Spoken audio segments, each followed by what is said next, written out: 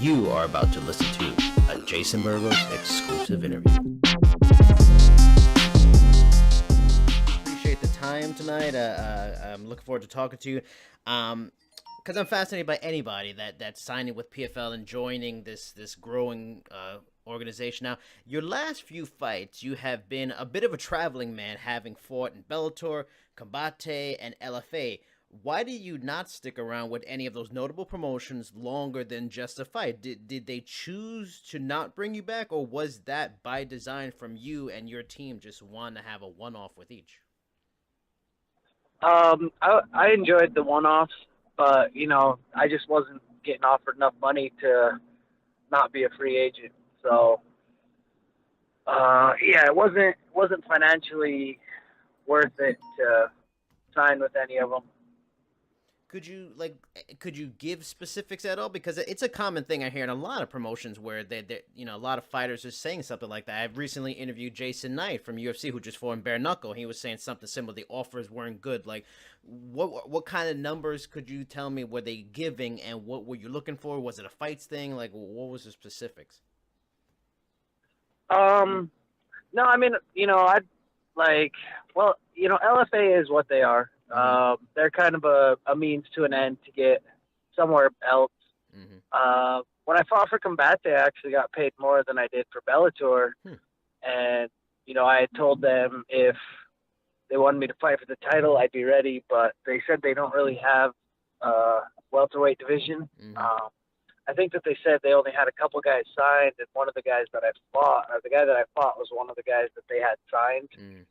And it was mostly, Spanish-speaking kind of Mexicans. So I wasn't really in their plans too much. And then for Bellator, I was on the prelims. Wasn't one of their fights. So after the fight, I was like, if you guys want to make a deal, let's make a deal. You got a lot of good welterweights. I'd be more than happy to fight. But a decent offer just never came. So just, kept playing the field. Now, how long ago did you first hear about PFL being interested in you, and did you follow the first season of the league at all? Yeah, I followed it a little bit. Because there's good guys. There were good guys fighting, and there were good fights on there. Mm-hmm. So I like to watch good fights. But about halfway through the season, about before playoffs started, like, man, I should have tried to get in there. I don't know if they would have taken me, but so. Then I was talking with my manager and talking with my coaches, and for me, we felt like PFL would be the best fit for me. Mm-hmm. I don't fly, so kind of gives some trouble with the UFC, because they wouldn't be able to put me anywhere overseas or anything. Mm-hmm. So figured fighting in PFL, everything is landlocked on the continental United States, and I'd be able to make any trip. And, you're fighting pretty good guys for really good money. And that's what we're all here for, try to make a living. Now, were you intrigued, because you said you watched some of the season, were you intrigued by the concept of the league when it first came out, or was it a little pessimistic? Did you kind of need to see a whole season completed and checks to be given out and cash to say, okay, this thing is for real, I want to be a part of this? Everyone was, all the rumors online were saying, they're not gonna pay the champs, they're not going to pay their fighters, they're going to go under.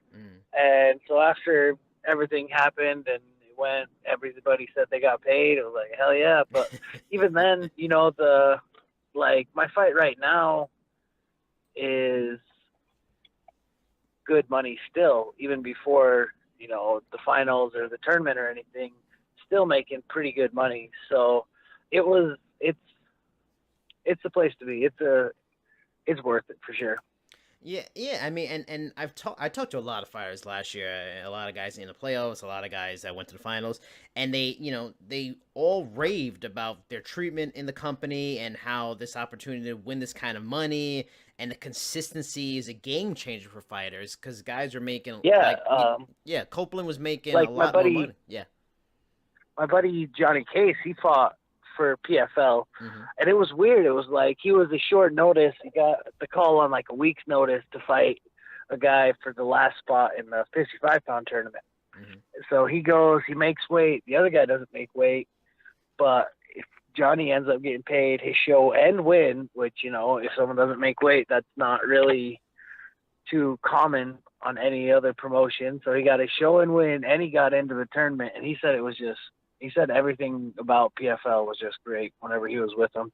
I mean, So that was, as a fighter as well traveled as yourself, you know, how important is treatment and consistent financial opportunities to fighters? Because you even talked about how you're not getting great offers. I mean, knowing that from a friend, that consistency that they pay, and how big of a deal is that? oh yeah, I mean, well, I mean, if you you don't have to treat me well if you're gonna pay me a lot, but you know, if you're not getting paid too well, you gotta at least treat me well. But yeah, hearing that, you know, they're paying good, they're, you know, UFC comparable wages, so it's like it's worth it. And then they treating their fighters well, but UFC treats their fighters well on fight week and everything too. You know, when I was in UFC, I had no complaints about that. So yeah, but it's great to be able to be part of something like that where guys are getting paid, got a chance to make really good money. You know how many guys last year in all of MMA made over $1 million? 20, like maybe. Yeah. So to be part of that, you know, have that chance to make some good money and be able to put something away while being treated as a, you know, high level professional athlete, that's nothing better. Now, you know, because you're hearing all these good things. I mean, you've been in the sport nearly a decade. I mean, talk to me about how motivating it is to have an opportunity at this $1 million that you just mentioned. Only like 20 dudes or women even had the chance to do last year. And you can do it in like a 6-month period. You know, how has that changed your focus and mentality heading into this series, you know, of the season of fights? I mean, because let's say you don't get to playoffs, you still make some pretty good money even in the season. Yeah, it's super motivating though. Like, you know, I've been fighting for a long time, and I never really had a chance to make any kind of money like this. You know, nobody's really had a chance to make money like this unless you're a big star or really well known or a good talker. So being able to just get out there and fight and make good money and just show people all the hard work that I've been putting in and all the improvements I've made, it's great. Now, I have a bunch of questions on the welterweight division, which you're going to be a part of, which is a unique division. Now, the first one is, I mean, maybe I don't know how much you follow him, but what are your thoughts, if any, on the returning champion Magomed Karamov and his run to the million? And would you like to face someone like him right away early in the season? I mean, it don't matter. It's like thinking about the tournament. You know, guys are like, well, I need to get that first seed, then I'll have the 8th seed, but. Shit, honestly, like, there's not a lot of difference between the number 1 guy and the number 8 guy. And the main thing in that first day, the first day of the tournament, whenever you got to fight twice, is just, you got to stay healthy. Like, it's hard. It's hard to get through one fight, even only 2 rounds. It's hard to get through one fight against super high level guys and not be hurt. So it's not, I mean, whoever I fight. You know, I'm getting paid good money. I'll fight anybody, so I'm not really too worried about it. He's good. He offers a lot of problems. He's long. You know, he's got pretty decent striking, but his submissions are good. So it's a little tougher whenever it's a longer guy doing that, because then they can get a hold of you from farther away. Whereas, you know, a shorter guy, well, I'm a shorter guy too, but a shorter guy like me would really have to close a lot of distance to get those takedowns. But he's long, and he can kind of lock you out from distance. Now, you mentioned, you know, Johnny Case was a part of the season and the league last year. How important is that going into this? Because, you know, you mentioned staying healthy is one key thing. This a lot of fights in a short amount of time. Has he given you any tips going into the season to, you know, navigate those kinds of things like the injuries and staying ready? Because I talked to a lot of guys last year, and they liked the consistency. They liked not getting out of camp. They liked after a fight going back into camp. Do you feel the same way about that? No, it's kind of, my last 3 fights were all pretty quick, back to back. Well, I guess not. Combate, and then I fought LFA. That was a little ways away, but I didn't really get out of camp. So after I signed that deal with PFL after my LFA fight, I let myself, take a little time off. But before that, those 3 fights I had were, I just basically was in camp the whole time. The LFA fight came around short notice, but I was staying ready. Mm-hmm. So I like that. It seems like that's kind of how my career's been. I'll get like 2 or 3 fights real quick, and then it'd be like fucking 6-7 months until I get something else. Just wait. And then just kind of, it comes in waves. So I feel like I'm already ready for it. But, it's still 2 months. So after my first fight, it'll be 2 months before my next fight. So that's like 9 weeks. That's more than enough time. Okay. Unless breaks on, I guess. The welterweight division this year is pretty stacked. I mean, because several middleweights from last year have been folded into the division, including champion Lewis Taylor. Now, you still have, like we just mentioned, last year's champion Magomed Karimov and the wrecking machine that was Ray Cooper. So the division, without doubt, it's the best division of PFL this year. What are your thoughts on this division going into season 2? Well, I mean, it's mine to win. I just got to get out there and do what I got to do. I feel like I'm real well-rounded, and not everyone in the field, I guess, is as well-rounded as me. I don't think anyone's really as well-rounded as me. I could win fights on the feet. I can win fights on the ground. So, there's a lot of tough guys, and everyone's dangerous. Everyone in there is dangerous. They can all get their finishes different ways, but I feel like this is just, it's my time, How do you think you would stack up against some of those middleweights? Like Doomsday, John Howard was at welterweight, I believe, at one time, but Taylor, he was at welterweight. Taylor not so much, and Sadibou Sy is gonna be a huge welterweight going down. Yeah, that's who I'm fighting. Oh, when is it? I was gonna ask that too. When is your first fight? What event are you on? Are you on 1, 2, or 3? May 9th. The first one, May 9th versus Sadibou. So how do you, because that's a big guy. I mean, long, lanky, even for middleweight. How are you preparing for that kind of matchup? Are you dealing with any specific training partners? Like, how do you prepare for such a huge human being? Watching his fights, like I see ways. The fights that he had last year, he fought the hell, whatever the guy's name is, the other guy that was my height, and he lost to him the first fight of the season, his first fight of the season, and he won the draw in the next fight in the playoffs. So I feel like I can, there's things that I've seen him do that I'm a lot better, that I feel like I'm going to be able to capitalize on. But yeah, it's like he's big, and I don't know if that weight cut is going to be the easiest thing for him. It's a guy who's never fought 170 before. In kickboxing, he fought at 200, fought 185 for his MMA career, and now he's going down to 170. And sometimes whenever you're making those huge cuts, it's not healthy. It's not healthy for your body. You're really dehydrating yourself real low. And, I'm prepared for him to be, the best Sadibou he's ever been, but I'm also keeping in mind that weight cut is going to be huge for him.